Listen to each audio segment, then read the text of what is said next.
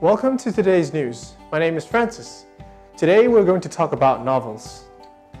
There are works of fiction that are published, enjoyed, but after a few years more or less disappear. Then there are novels that don't just have literary success, but major cultural impact. One such book is 100 Years of Solitude, whose 50th anniversary is this year.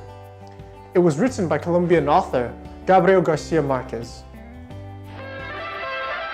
By the time Gabriel Garcia Marquez won the Nobel Prize in Literature in 1982, he was already an internationally acclaimed writer. The Colombian author's works had already been published in multiple languages.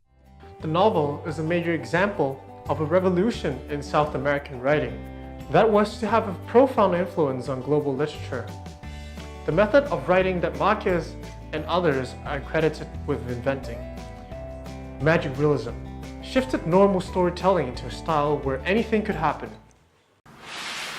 Over the past few months, I've been exploring magical realism. I've looked at quite a different pool of books that have taken me all around the world. South America, Japan, the US. I tried to look at different genres like young adult and contemporary fiction and kind of historical fiction now. I did this in hopes of finding something that would string them all together. What is magical realism? It is an epic tale of the nation of Colombia, from the country's founding to the author's own time. The nation is presented as the fictional town of Macondo, the Colombian people as the Buendia family and the people around them. Marquez treats Colombian history skeptically. He focuses on political corruption, civil war, and the negative influence of American big business. And while this could be a description of a very conventional novel, 100 Years of Solitude is anything but conventional. To understand what makes Marquez's work different, we must explore its magical realist style.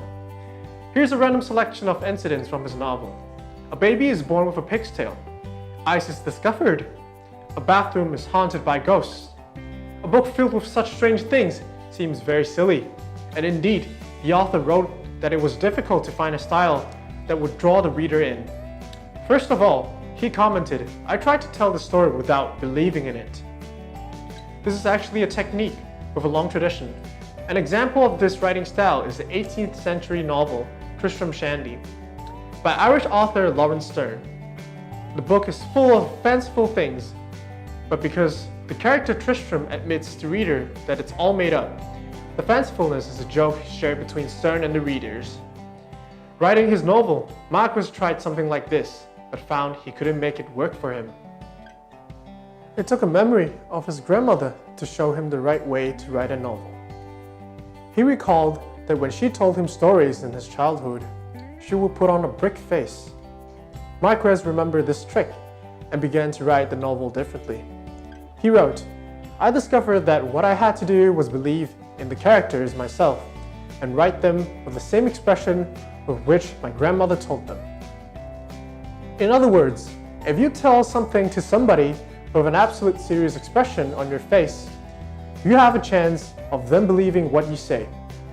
It seems that mastering the trick of his grandmother's helped Marquez create one of the greatest literary works of the 20th century. That's all for today, folks. I'll see you next time.